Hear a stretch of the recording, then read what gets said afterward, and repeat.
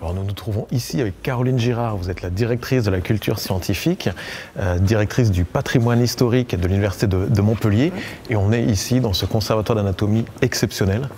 Tout à fait. Il est exceptionnel par son ancienneté et par ses collections donc, qui datent de la fin du XVIIIe siècle et l'écrin qui les abrite qui a été construit au XIXe siècle.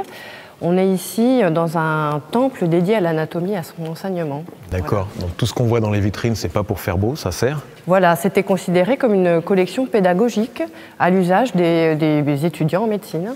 Alors maintenant, à notre époque, il a la réputation un peu de faire peur quand même, ce musée. Comment vous faites pour le remettre au goût du jour, on va dire?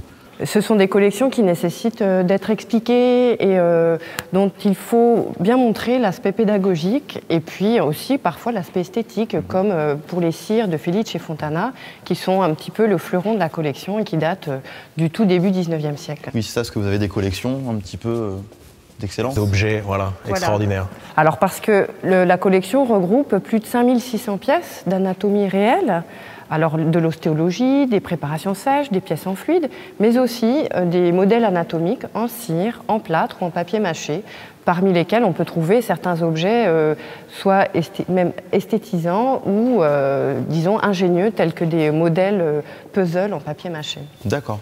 Et alors ils sont exceptionnels par l'ancienneté, exceptionnels par les parcours par lesquels ils sont arrivés jusqu'ici. Alors, tantôt, ils sont exceptionnels par l'ancienneté, donc pour les cires de Fontana, ou par leur nature et l'intérêt local ou national de telles pièces. Par exemple, on a le professeur Delpech qui est juste là, qui était un professeur montpelliérain spécialisé dans ce qu'on appellerait l'orthopédie maintenant, et qui a déposé sa collection d'études de recherche au conservatoire. Donc, il y a un lien vraiment fort entre les collections et la recherche et l'enseignement. C'est un tout. Il a été créé, ce musée, pour les étudiants de médecine, pour qu'ils apprennent un petit peu qu'est-ce qui se passait sur le corps humain et les maladies. Un petit peu. Ils venaient étudier l'anatomie ici. D'ailleurs, il y a des sièges qui étaient conçus dès le départ pour s'asseoir à califourchon et dessiner devant les vitrines. En fait, c'était vraiment, ça faisait partie de l'enseignement. Donc, bien sûr, il y a beaucoup de pièces qui se rapportent à l'anatomie humaine, normale, c'est-à-dire descriptive, et aussi à l'anatomie pathologique, donc le corps et ses malformations, le corps et ses maladies. C'est une histoire, en fait, ces collections peuvent être considérées comme un témoignage de l'histoire des maladies également. On peut venir le visiter n'importe quand? Alors non, il est fermé à la visite libre, mais il est ouvert à la visite guidée. Nous avons un partenariat avec l'Office du tourisme qui organise régulièrement des visites. D'accord. Et les étudiants, aujourd'hui, viennent toujours ici Alors, ce sont plus désormais des étudiants en arts plastiques qui viennent dessiner. D'accord. Et on se souvient, vous étiez venu nous en parler dans une précédente émission, vous avez reçu une collection exceptionnelle, et on s'y rend. Exactement. Allons-y. On vous suit. Voilà, donc nous voilà arrivés dans cette fameuse salle où vous accueillez la nouvelle collection donc Amador, que vous avez reçue, je crois, dernièrement. Et alors, qu'est-ce qu'il y a d'exceptionnel dans cette collection ? Alors, c'est une grosse acquisition déjà, puisque c'est un don de la faculté de médecine de Paris 5 Descartes, de 7500 pièces qui se rajoutent aux 5600 que nous conservons déjà. Et par ailleurs, dans cette collection, il y a des pièces vraiment emblématiques qu'on a voulu exposer dans cette salle qui a été aménagée à l'occasion. Notamment, alors vous pouvez voir ici un gorille de taille réelle en papier mâché, qui est une pièce rarissime qui a été réalisée au XIXe siècle par la maison Ozu.